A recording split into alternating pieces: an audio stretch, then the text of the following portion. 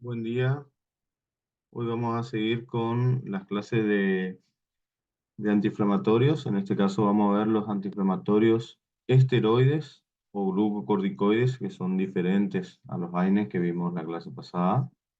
Es un grupo de fármacos grande, es un grupo de fármacos que es muy usado en la clínica diaria y tiene muchas aplicaciones y muchas contraindicaciones también, pero que bien usados se pueden usar tranquilamente. Los glucocorticoides son hormonas esteroides y son potentes antiinflamatorios eh, que actúan muy rápido, son los más potentes que existen y es parte integral del manejo farmacológico de pacientes con enfermedades inflamatorias, ya sea agudas o crónicas, o como inmunosupresores, que es la otra función muy importante que tienen. Van a ver que en las terapias antitumorales o de enfermedades autoinmunes siempre están los glucocorticoides como parte de la terapéutica, a pesar de tener un montón de efectos secundarios. Bueno, en cuanto al recordatorio fisiológico, ustedes saben que los glucocorticoides se van a secretar en la glándula adrenal. Esta glándula adrenal está compuesta por dos zonas, ¿sí? Una médula y una corteza, y esa corteza a su vez estaba dividida en una zona glomerular que se secreta aldosterona, una zona fascicular, principalmente cortisol, y una zona reticular, que esteroides sexuales. Es importante saber esto porque hay un grupo de enfermedades que van a ver más adelante en otros años, eh, que donde se afecta esta glándula y el eje, hay alguna alteración, sobre todo con la aldosterona y la secreción de cortisol. Como comparten la zona, hay efectos del cortisol, que es muy parecido a la aldosterona, que se denomina efecto mineralocorticoide, que es lo que nosotros no queremos, que son causantes de efectos eh, que no queremos nosotros a la hora de administrar los glucocorticoides. Bueno, ustedes saben que por fisiología que hay un eje hipotalámico hipoficiario suprarrenal, donde se regula esto por un mecanismo de retroalimentación negativa o positiva a medida que los glucocorticoides aumenten o disminuyen. Cuando se rompe este eje es donde tenemos algunos tipos de enfermedades como hipoadrenocorticismo, Cushing, ¿sí? Que vamos a nombrar un poquito más adelante. Bien, en cuanto a su mecanismo de acción, el mecanismo de acción lo más simple, así en muchos libros lo van a encontrar, que los glucocorticoides inhiben la fosfolipasa 2. La fosfolipasa 2 es la que va a romper la cadena de la membrana bifosfolipídica y va a liberar el ácido araquidónico, que es sustrato de la ciclooxigenasa, que es donde actúan los AINES. Es decir, es la misma cadena, pero actúa un paso por arriba eh, y va a disminuir la formación de endoperóxidos. Eso está bien, es muy simple ese mecanismo de acción, si ustedes lo desarrollan así, no está mal, pero en realidad lo que pasa es esto. El cortisol o los corticoides tienen un receptor intracitoplasmático que el cortisol atraviesa la barrera porque tiene una estructura química muy liposoluble, atraviesa la membrana, se une a su receptor intracitoplasmático y este receptor intracitoplasmático viaja al núcleo y por activación de genes va a activar genes por un lado antiinflamatorios, ¿sí? Y va a inhibir genes proinflamatorios. ¿Sí? Es una doble vía del mecanismo de acción. Por un lado, en la inducción de genes va a producir la síntesis y liberación de proteínas antiinflamatorias. La principal de ellas es la lipocortina, que inhibe la fosfolipasa 2, es la principal. Interleucina 10, antagonista del receptor de interleucinas, interfiere en la síntesis del factor activador plaquetario e interfiere en la formación de hemoglobina E en el control de la respuesta alérgica, que es uno de los usos, sobre todo en la alergia, a, a largo plazo, no tanto en forma aguda, porque esto lleva un tiempo, digamos, no es inmediato, y ustedes saben que la respuesta alérgica por ahí es aguda. Por otro lado, va a producir la represión de algunos genes, ¿sí? Como menocitocina, interleucina 3, 4, la colagenasa, que es una enzima que va a estar encargada en la cicatrización de heridas, es importante, y otra como la AP1. Estos efectos inflamatorios e inmunosupresores se van a dar por inhibición de la fosfolipasa 2, disminuye la producción de prostaglandinas, inhibe la producción de citoquinas, que esto lo van a ver en inmunología en más profundidad. Disminuye la liberación de histamina. Ustedes saben que cuando hay alguna noxa, hay una migración de células hacia el sitio de la noxa, principalmente macrófagos, neutrófilos, basófilos, que están cargados de estos mediadores químicos. Lo que hacen los corticoides es disminuir esa migración y disminuir la liberación de estos mediadores por un efecto de estabilizar las membranas. Por ende, inhiben la migración y que se aumente ese daño tisular, porque esas sustancias producen un daño tisular y va a producir que no se liberen y por ende no va a haber mayor inflamación. Disminuye la inducción de óxido nítrico sintetasa en los macrófagos y estabiliza las membranas.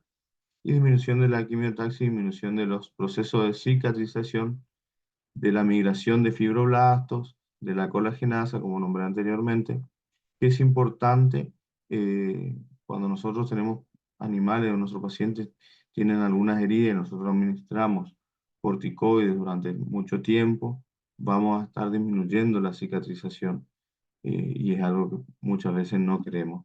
Queremos que el animal cicatrice la herida.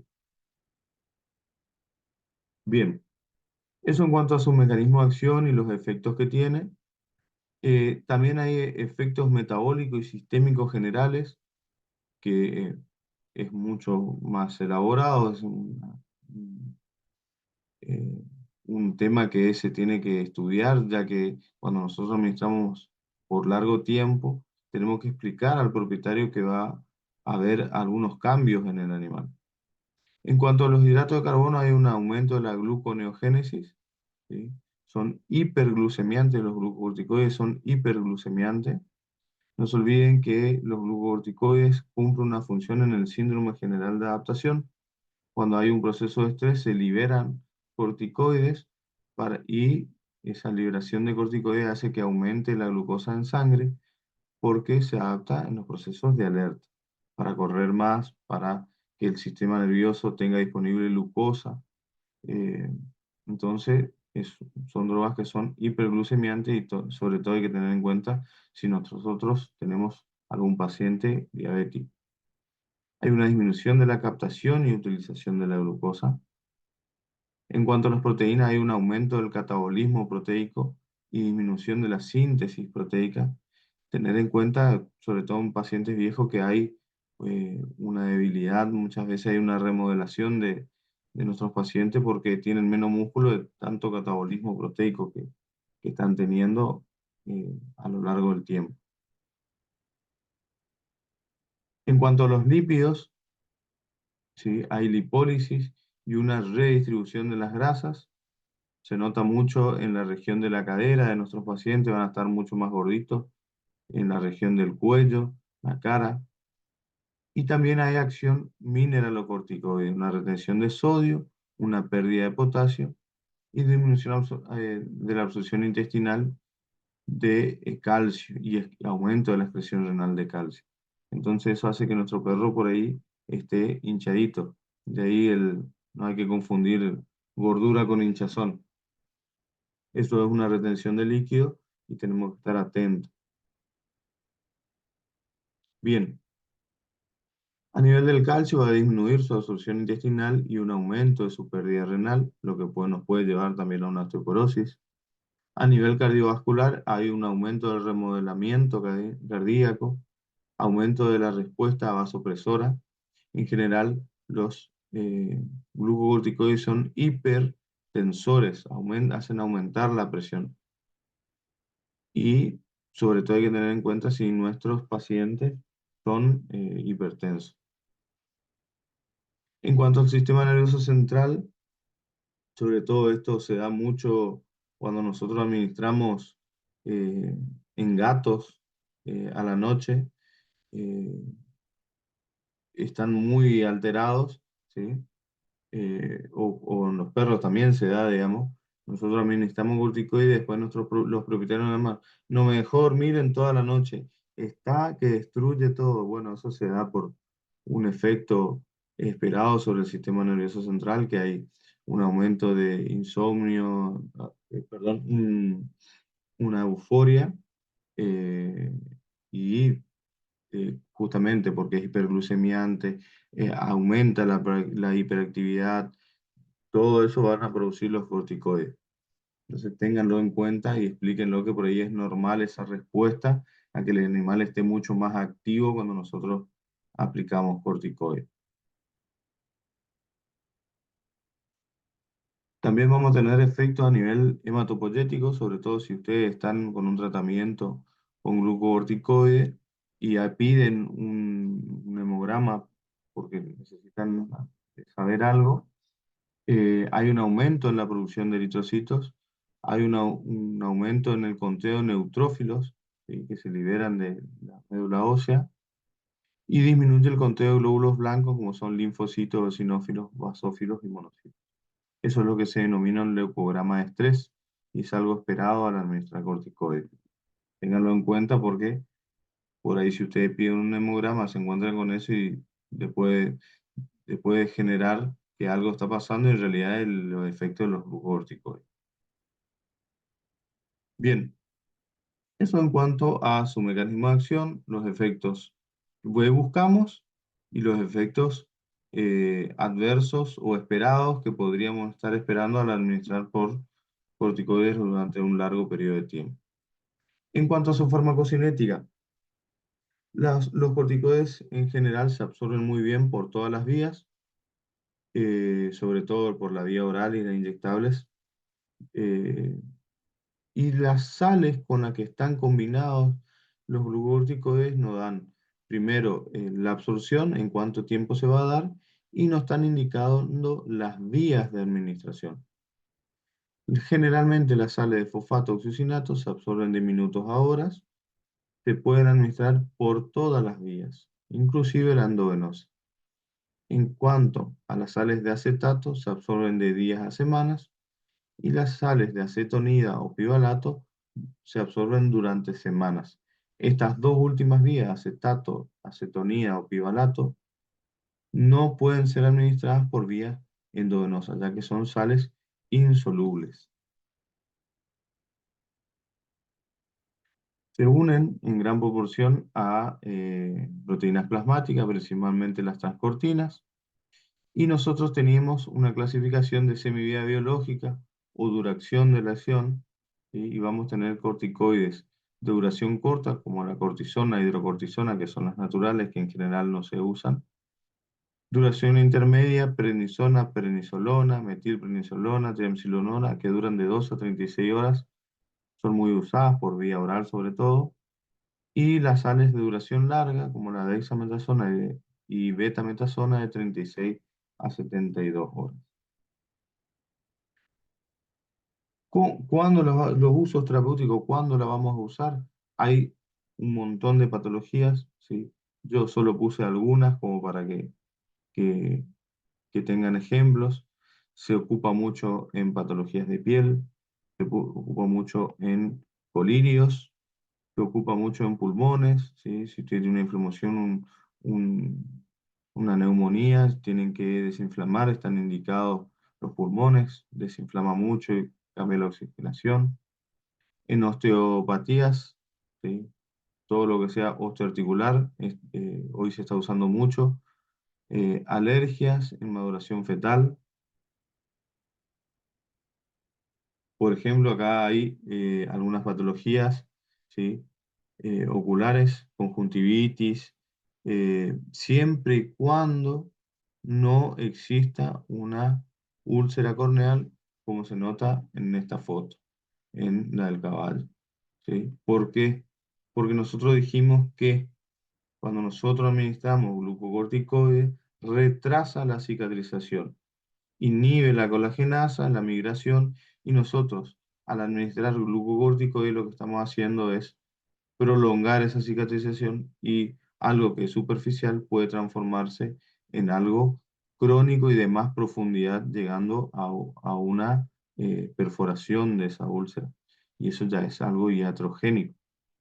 Entonces, tengan cuidado y tienen que controlar que no exista un daño a nivel de la úlcera para poder aplicar glucocorticoides a nivel de los ojos en forma de colirios.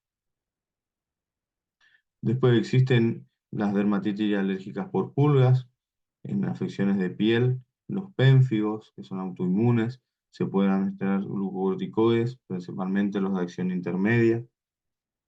Algunas reacciones alérgicas, siempre y cuando no estén comprometiendo la vida del paciente, se pueden llegar a usar corticoides, o si no existe, ya sea adrenalina o una difenhidramina, se pueden llegar a usar glucocorticoides como terapéutica.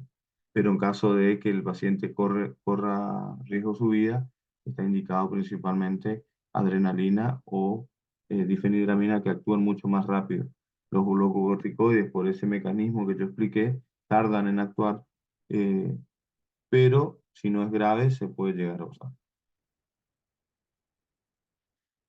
Hay otras patologías, ¿sí? Algunas veces como inflamaciones del pene, que nosotros necesitamos que el paciente volver a reintroducir para que no haya un proceso de necrosis, ¿sí? Se puede llegar a usar eh, glucocorticoides, algunas orquitis también, algunas afecciones de cortaduras, laceraciones, que desinflaman muy rápido, se puede usar.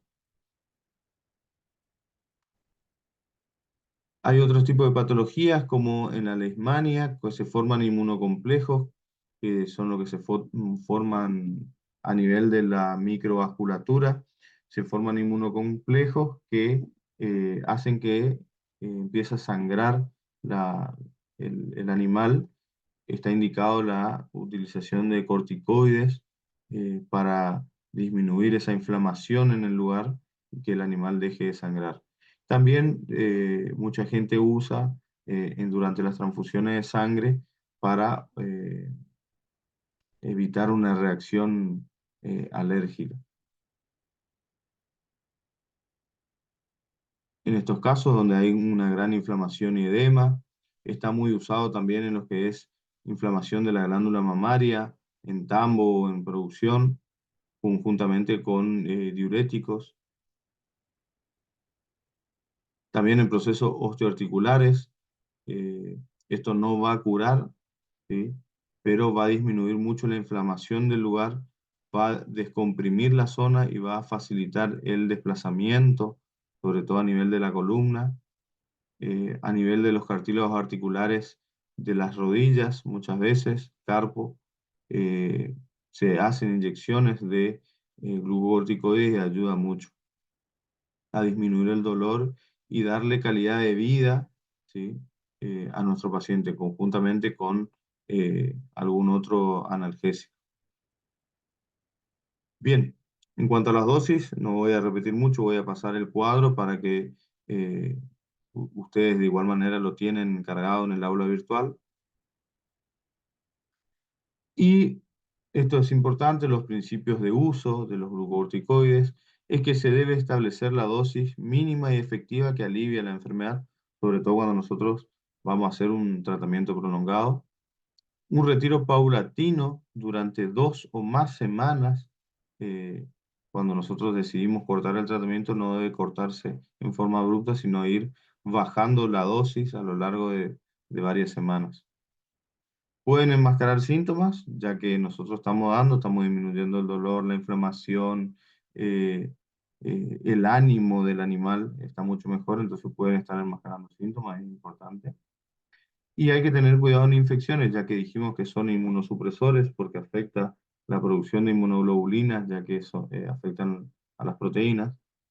Eh, Siempre que nosotros vamos a administrar en un paciente que tenga alguna infección o al ser inmunosupresores, tenemos que tener cuidado, sobre todo virus, hongos, bacterias, y su uso a ser posible siempre local, ya que local tiene menor efecto sistémico porque se absorbe algo siempre, pero en mucho menor medida, en forma de crema, en forma de colirio, ¿sí? Otra cosa a tener en cuenta en caso de shock, aplicar solamente fosfato o succinato. ¿Por qué? Porque son las que se administran por vía endovenosa. Si ustedes tienen un shock, tienen que actuar rápido. No es lo indicado, la primera droga de elección, pero podría usarse. Las acetonidas, acetato, piolato, generalmente duran muchos días, de 7, 15 o hasta 30 días.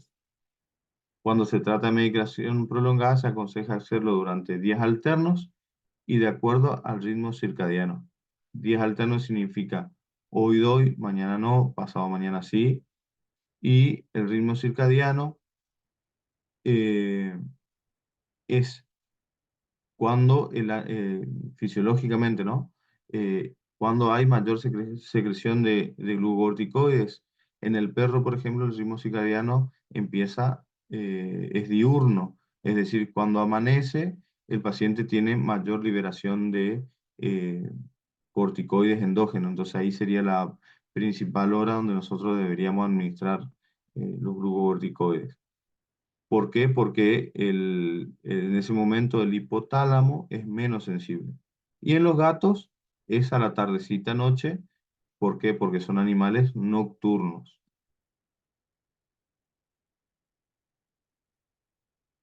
Bueno, en cuanto a su toxicidad, tener en cuenta que el Cushing iatrogénico se da por tratamientos prolongados por más de 3 meses de administración, de más de 3 dosis mensuales consecutivas, ¿sí? Es un poco relativo, pero es cuando usamos mucho durante mucho tiempo. En el aparato digestivo puede producir úlceras gástricas. En las articulaciones, cuando aplicamos intraarticularmente durante mucho tiempo, y sobre todo cuando hablamos de enmascarar síntomas, puede estar erosionando ese cartílago y nosotros estamos aliviando el dolor, aliviando la inflamación, pero los cartílagos se están desgastando, puede estar rompiendo ese cartílago y nosotros no nos estamos dando cuenta. En cuanto a las preñez, es importante aclarar que son drogas que pueden producir, tienen efectos teratógenos y son drogas que pueden producir el aborto. Entonces tengan en cuenta cuando dejan los corticoides, sobre todo en el campo, o tienen que preguntar, la vaca, la yegua, el perro está preñado, pues puede llegar a producir aborto. A nivel cardiovascular, el aumento de la presión arterial, como dijimos, es hipertensor. Y si nosotros rompemos el eje hipotalámico hipoficiario adrenal, podemos llegar a producir un hipoadrenocorticismo. Los efectos secundarios se dan principalmente por retiro súbito, la insuficiencia renal, por exceso del síndrome de Cushing, ¿sí? Que se desarrolla luego de recibir dosis altas y puede producir hirsutismo, acné, estrías, aumento de peso, pérdida de masa muscular y redistribución de las grasas. Tengan en cuenta a la hora de recetar y a la hora de dar estos fármacos, de hablar con el propietario, eh, que puede llegar a producir son efectos esperados. Así que bueno, eso fue la clase de hoy.